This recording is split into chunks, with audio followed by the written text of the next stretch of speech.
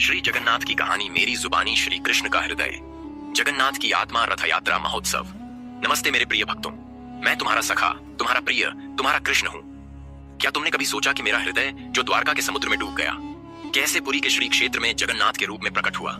ये कहानी इतनी दिव्य और रहस्यमयी है कि तुम्हारा मन भक्ति से झूम उठेगा। आज रथ यात्रा महोत्सव के इस पवित्र अवसर पर मैं तुम्हें अपनी उस अनोखी यात्रा की कथा सुनाऊंगा जो मेरे हृदय से जगन्नाथ की आत्मा तक जाती है। तो मेरे साथ इस भक्ति भरी यात्रा में चलो और मेरे चरणों में अपने मन को समर्पित करो। इस कहानी को अंत तक सुनो, इसे अपने भक्तजनों के साथ बांटो और मेरे इस रूप के दर्शन के लिए पूरी जरूर आओ। जय जगन्नाथ। मेरे भक्तों, ये कहानी शुरू होती है महाभारत के अंत से। गांधारी को अपने पुत्रों की मृत्यु का इतना गहरा दुख था कि उन्होंने मुझ पर क्रोध किया। उनका मानना था कि मैं श्री कृष्ण अपनी दिव्य शक्तियों से युद्ध को रोक सकता था। उनके दुख और क्रोध में उन्होंने मुझे श्राप दिया कि 36 वर्ष बाद मेरा यदुवंश एक दूसरे को मारकर नष्ट हो जाएगा और मेरी प्रिय द्वारका समुद्र में डूब जाएगी। समय बीता और गांधारी का श्राप सत्य होने लगा।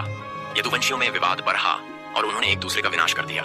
मेरी द्वारका, मेरा वह सुंदर नगर समुद्र की लहरों में समा गया।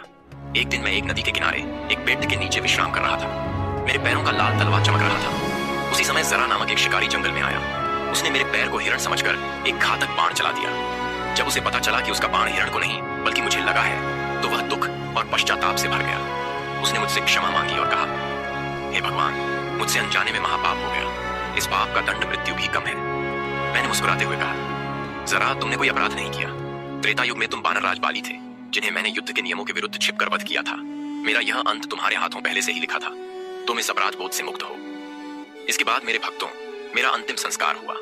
मेरा शरीर राख में बदल गया, सिवाय मेरे हृदय के। मेरा हृदय जीवंत और दिव्य था, जो धद तक रहा था। मेरे प्रिय सखा अर्जुन ने उस हृदय को एक लक्षद्वीप के तख्ते पर रखा और नदी में प्रवाहित कर दिया। वह हृदय नदी की धारा में बहता